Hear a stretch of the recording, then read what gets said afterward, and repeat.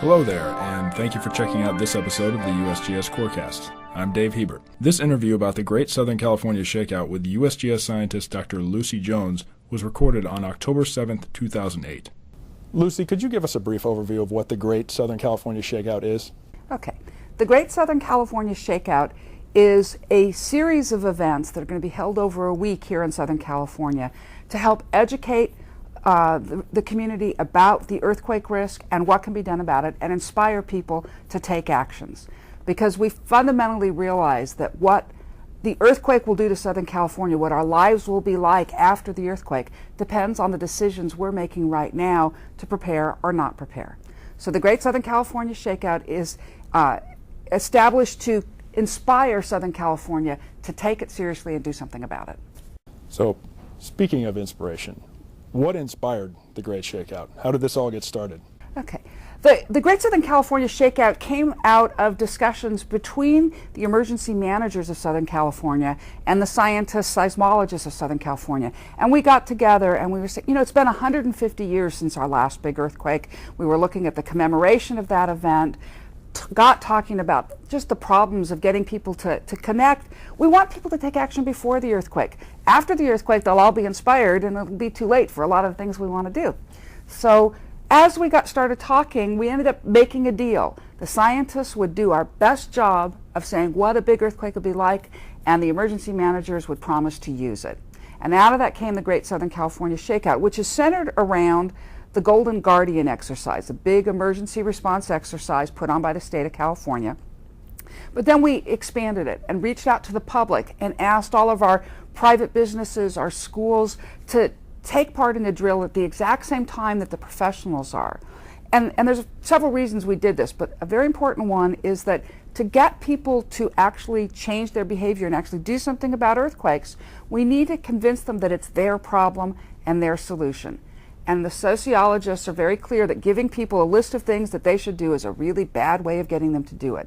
People take action when they've talked about the problem with people they care about, and that internalizes it and makes it their own issue. So we're trying to create a situation where all of Southern California is going to be getting the buzz, talking about earthquakes, and our goal is that a child comes home from school, "Mommy, we had an earthquake drill today." And Mommy goes, "We had an earthquake drill at work today too." And they start talking it and becomes something that families think about and share and think about ways to be safer. So how many people are involved or have pledged participation, and what's your ultimate goal in terms of participation? We are now just a little more than a month before the Great Shakeout is going to take place, and at this point we have 3.9 million people registered to take part in a drill. Many of these are coming through our schools. They were some of the first to sign up, and we're just really now getting our businesses going. And we've got about 500,000 people through business organizations that are signed up and taking part, and we're hoping to expand that. And our goal is to get at least 5 million, which would be 1/4 of the people who live in Southern California. And maybe in a later year we'll do this again, and we're going to try and get all of Southern California to be part of it. Has anything like this been done before? Now, this is really new in America. Previous earthquake drills have taken place a school would do it, a hospital will do one, and then the emergency managers have been doing mostly terrorism-related drills.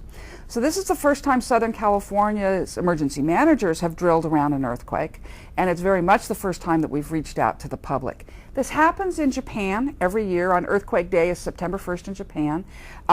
Mexico City also has done repeated big public drills, but it's the first time we've tried to do it in America.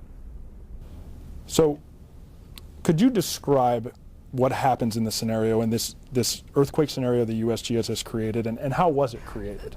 The Great Southern California Shakeout is based on a San Andreas earthquake, and in fact the waves from such an earthquake are being shown on the screen behind me. And we analyzed what we expect the fault to do from the geologists. We got the seismologists to say how the waves would travel out. We got engineers to say how those waves would affect our buildings and our infrastructure, our roads, our lifelines. And then we turned to the economists, the sociologists, public health, the social sciences to help understand not just what this would physically do, but what this would do to our society. And by putting that whole picture together, we've been able to create something that's seen a lot more use than we've ever had before, because we've really looked at how it matters to people. And as we put it together, it's a very sobering prospect, because a big San Andreas earthquake like you're seeing is an inevitability in Southern California's future. And in fact, it's a probability that many of the people alive now are going to live to see it. This is something that every Southern Californian should be ready for. And what it says is that we are looking at more than $200 billion in losses. 1 in every 16 buildings in Southern California will be damaged to exceeding 10% of its replacement value. Only 1,800 fatalities associated with this. It's really a very low number given the rest of the damage, and it reflects California's commitment to life safety building codes over the last 70 years. Some of the most dangerous parts of this are actually the fire following the earthquake. Our estimate is that the fire could be doubling the losses that we see in the earthquake itself, and that business recovery becomes a really large issue because of the disruption to our utilities and lifelines. And it's how quickly we can bring the lifelines back that's going to determine the really long-term impact on the area. How many businesses will be out of business forever, for instance, is very closely tied to how quickly we can recover. And that's one of the reasons that we're using this and reaching out to the Southern California community. It's making it very clear what the problems are and what potential solutions are, and highlighting a lot of ways that we can change this outcome by the decisions we're making right now. So what magnitude is this earthquake in the scenario? Okay. We modeled a magnitude 7.8 earthquake on the San Andreas Fault. One thing a lot of people don't understand is that this size of an earthquake is determined by the length of the fault that moves during the earthquake. So in our model, we have a 200-mile long section of the San Andreas, and that produces a magnitude 7.8. I mean, the next earthquake on the San Andreas might only be 50 miles, and it'll only be a magnitude 7. It might be 300, 400 miles and be over magnitude 8. But this is sort of an in-between, very plausible type of earthquake, the same size as we saw in 1906 and in 1857. So what can people and businesses do to prepare for this, and how can they use USGS's science to do that? As the scenario really lays out what the possible plausible sources of damage are and ways in which they can be reduced. As an individual, the most important thing is to, if you're a homeowner or own any sort of real estate in Southern California, you can probably make your building safer than it is. Your building is only as safe as the building code that was in place when it was constructed and the degree to which it was enforced. Most buildings, you can do something to improve them, and we strongly recommend bringing in a foundation specialist or a structural engineer and examining your building. The other thing is to be prepared for the event. Two things that came out of the study that were extremely sobering and somewhat of a surprise was just how extensive the damage to our water system is going to be. It's a very vulnerable system, concrete pipes, they tend to be old, it's the first thing you put in when you build a community. And so personally, because of writing the scenario, I've changed two things. One of them is that I am storing more water than I used to have. I'm trying to have a 2-week supply of water for my family, because it's really likely that there will not be water for a long time, and that getting it, they'll bring in water, but it's going to be really difficult to access that. The second thing I've changed is I now make sure we have a fire extinguisher at home and make sure that everyone knows how to use it. And the reason is the fire risk after the earthquake is very, very dangerous.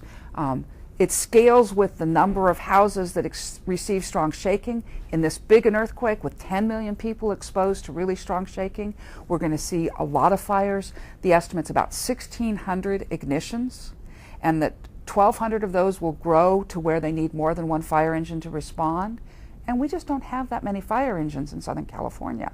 And it's the possibility of conflagrations and fire out of control is very, very real. And every ignition that can be stopped before you need the fire department is going to be one more step towards not getting out of control.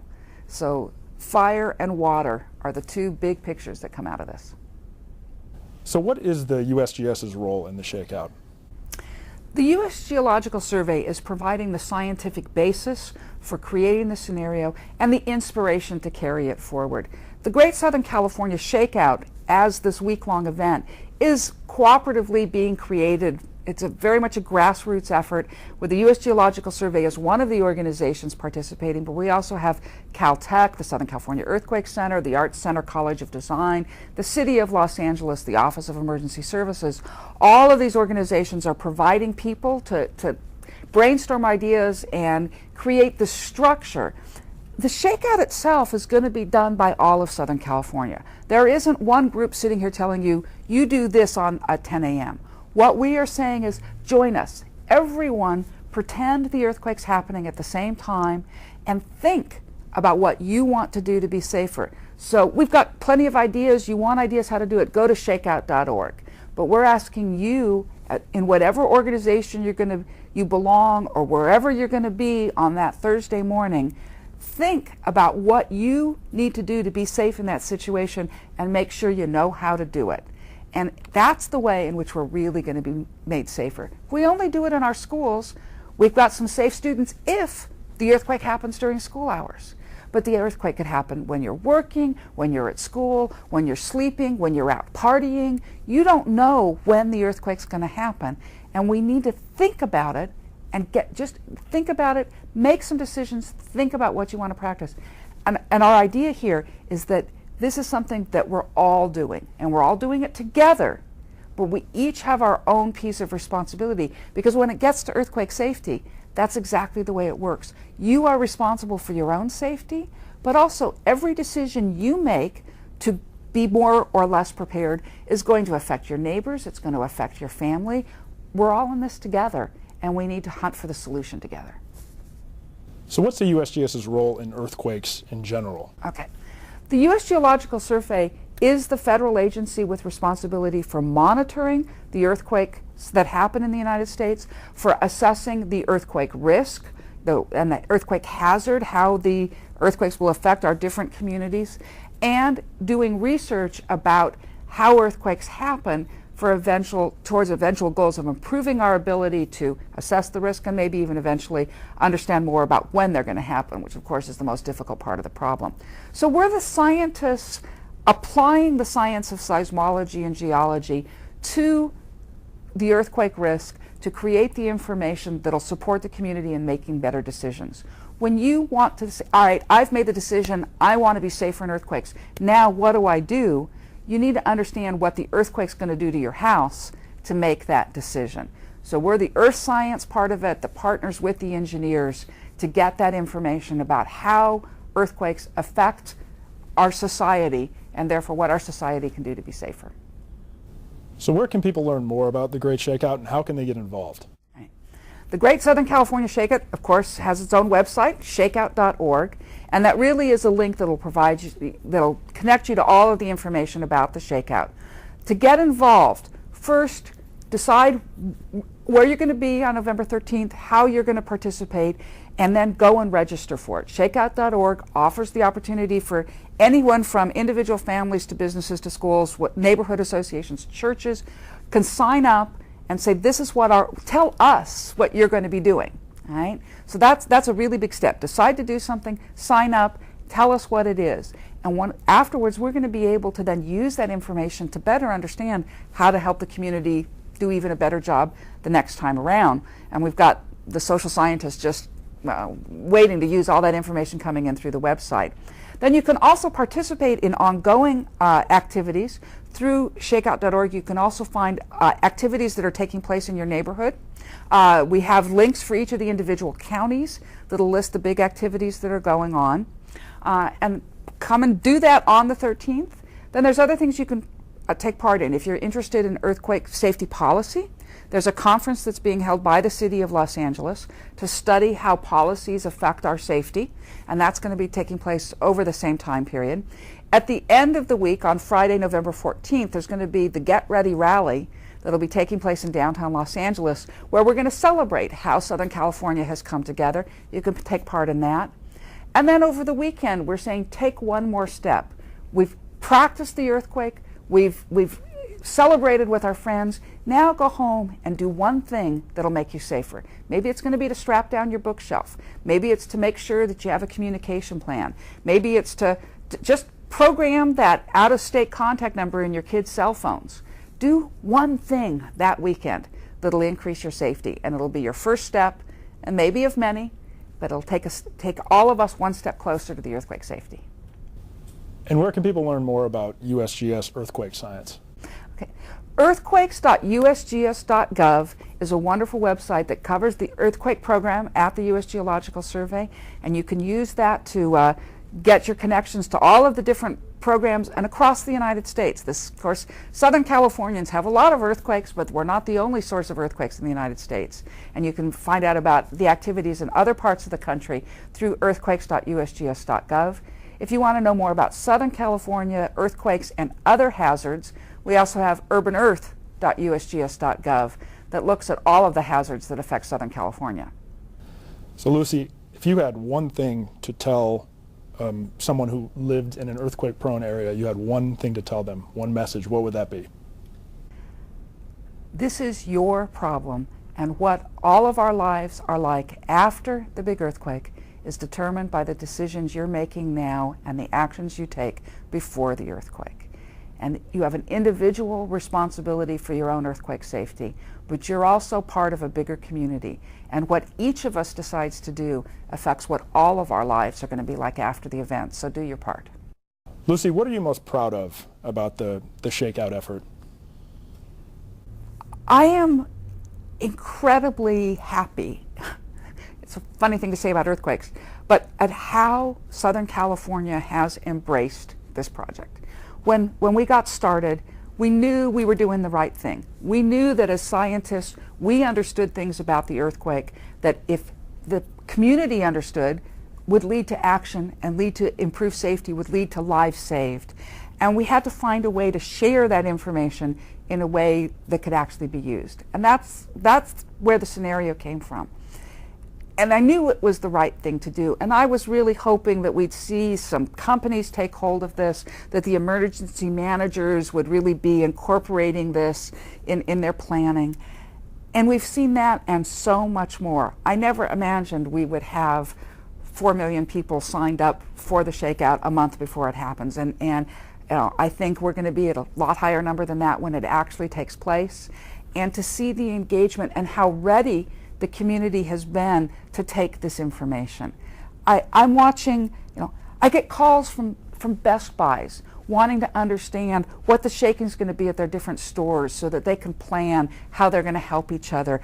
We watch the Department of Water and Power trying to come up with engineering schemes that'll protect the water tunnels that are crossing the San Andreas and keep water supply coming.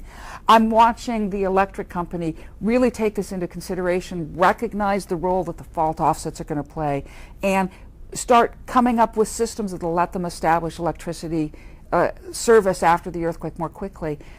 People are using this information, and that is it makes all the science worthwhile because it's actually going to change the outcomes. Well, Lucy, thank you very much. Appreciate it. Thank you. Great. Thank you once again for checking out this episode of the USGS Corecast. For links and more information, go to usgs.gov/Corecast and check out the show notes for this episode. Corecast is a product of the U.S. Geological Survey, Department of the Interior. Until next time, I'm Dave Hebert. Have a great day.